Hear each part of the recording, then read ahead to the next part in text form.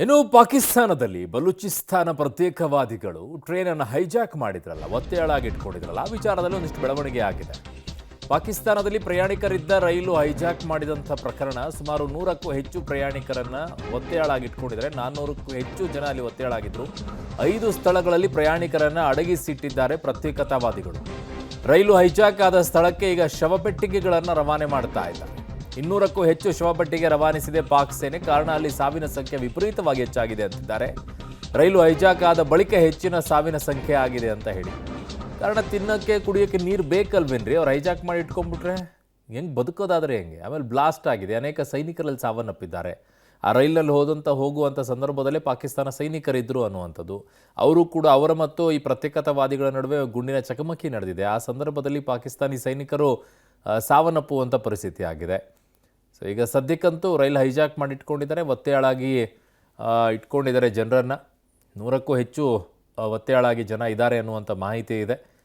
ಇನ್ನೂ ಯಾವ ಬೆಳವಣಿಗೆ ಆಗುತ್ತೆ ಅಂತ ನೋಡಬೇಕು ಈ ವಿಚಾರದಲ್ಲಿ. ನನ್ನ ಸಹೋದ್ಯೋಗಿ ಈಗ ದೆಹಲಿ ಪ್ರತಿನಿಧಿ ಶಬೀರ್ ನನ್ನ ಸಂಪರ್ಕಕ್ಕೆ ಸಿಗ್ತಾ ಇದ್ದಾರೆ. ಶಬೀರ್, ಈಗ ಈ ನಿಟ್ಟಿನಲ್ಲಿ ಬರೀ ಪಾಕಿಸ್ತಾನ ಮತ್ತು ಬಲೂಚಿಸ್ತಾನದ ವಿಚಾರದಲ್ಲಿ ಮಾತುಕತೆ ಆಗ್ತಾ ಇದೆ. ಅವರು ಒಂದಿಷ್ಟು ಬೇಡಿಕೆಗಳನ್ನು ಇಟ್ಟಿದ್ದಾರೆ, ಆ ನಿಟ್ಟಿನಲ್ಲಿ ಮಾತುಕತೆಗಳು ನಡೀತಾ ಇವೆ, ಎಲ್ಲವೂ ಕೂಡ ಓಕೆ. ಬಟ್ ಬೇರೆ ರಾಷ್ಟ್ರಗಳೇನಾದರೂ ಇದರಲ್ಲಿ ಭಾಳ ಫ್ರೆಂಡ್ಲಿ ಅಲ್ವಾ? ಚೈನಾ ಪಾಕಿಸ್ತಾನಕ್ಕೆ ಭಾಳ ಕ್ಲೋಸ್ ಅಲ್ವಾ? ಅದೇನು ಹೆಲ್ಪ್ ಮಾಡೋಕ್ಕೆ ಮುಂದೆ ಬರ್ತಾ ಇಲ್ವಾ? ಅರುಣ್, ಆ ನಿಟ್ಟಿನಲ್ಲೂ ಕೂಡ ಸಾಕಷ್ಟು ಪ್ರಯತ್ನಗಳು ನಡೀತಾ ಇದಾವೆ. ಈಗ ಬಲೂಚಿಸ್ತಾನ್ ಲಿಬರೇಷನ್ ಆರ್ಮಿ ಆ ನಿಟ್ಟಿನಲ್ಲೂ ಕೂಡ ಒಂದು ಎಚ್ಚರಿಕೆಯನ್ನ ಕೂಡ ಕೊಟ್ಟಿರುವಂತದ್ದು. ಒಂದು ವೇಳೆ ಈ ಒಂದು ವಿಷಯದಲ್ಲಿ ಚೀನಾ ಏನಾದ್ರೂ ಮೂಗು ತುರಿಸುವಂತ ಕೆಲಸವನ್ನ ಮಾಡಿದ್ರೆ ಇಲ್ಲಿ ಒತ್ತೆಯಾಳಾಗಿಟ್ಕೊಂಡಿರುವಂತಹ ಎಲ್ಲರನ್ನ ಕೂಡ ಹತ್ಯೆ ಮಾಡುವಂತಹ ಬೆದರಿಕೆಯನ್ನ ಕೂಡ ಹಾಕಿರುವಂತದ್ದು. ಹೀಗಾಗಿ ಚೀನಾ ಈಗ ನೇರವಾಗಿ ಎಲ್ಲೂ ಕೂಡ ಮಧ್ಯಪ್ರವೇಶ ಮಾಡುವಂತಹ ಲಕ್ಷಣಗಳು ಕೂಡ ಈಗ ಸದ್ಯಕ್ಕೆ ಕಂಡು ಬರ್ತಾ ಇಲ್ಲ.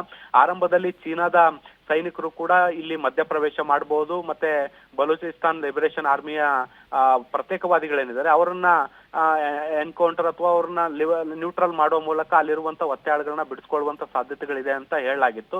ಆದ್ರೆ ಈ ಒಂದು ಎಚ್ಚರಿಕೆಯ ಬಳಿಕ ಈಗ ಚೀನಾದ ಸೈನಿಕರು ಅಥವಾ ಚೀನಾದ ಮಧ್ಯಪ್ರವೇಶ ಕೂಡ ಇಲ್ಲ ಸದ್ಯಕ್ಕೆ ಎಲ್ಲೂ ಕೂಡ ಕಂಡು ಬರ್ತಿಲ್ಲ. ಈಗ ಪಾಕಿಸ್ತಾನ ಸರ್ಕಾರ ಮಧ್ಯಪ್ರವೇಶ ಮಾಡಿ ಮಾತುಕತೆ ನಡೆಸುವಂತ ಕೆಲಸವನ್ನ ಕೂಡ ಮಾಡ್ತಾ ಇದೆ.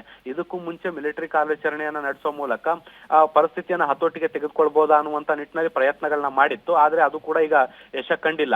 ಹೀಗಾಗಿ 48 ಗಂಟೆಗಳ ಡೆಡ್ ಲೈನ್ ಏನ್ ಕೊಡ್ಲಾಗಿತ್ತು ಅದರಲ್ಲಿ ಈಗಾಗಲೇ ಬಹುತೇಕ 24 ಗಂಟೆ ಮುಗಿದೋಗಿರುವಂತದ್ದು. ನಾಳೆ ಸಂಜೆ ಅಷ್ಟೊತ್ತಿಗೆ ಡೆಡ್ ಲೈನ್ ಕೂಡ ಅಂತ್ಯ ಆಗುತ್ತೆ. ಹೀಗಾಗಿ ಈ ಒಂದು ಅವಧಿಯ ನಡುವೆ ಒಂದು ಕಡೆ ಮಿಲಿಟರಿ ಕಾರ್ಯಾಚರಣೆಯ ಭಾಗವಾಗಿ ಅದು ನಡೀತಾ ಇರಲಿ, ಮತ್ತೊಂದು ಕಡೆ ಮಾತುಕತೆ ಅಥವಾ ಸಂಧಾನವೂ ಕೂಡ ನಡೀಲಿ ಅನ್ನುವಂತ ನಿಟ್ಟಿನಲ್ಲಿ ಈಗ ಪಾಕಿಸ್ತಾನ ಸರ್ಕಾರ ಕೂಡ ಪ್ರಯತ್ನಗಳನ್ನ ಮಾಡ್ತಾ ಇದೆ.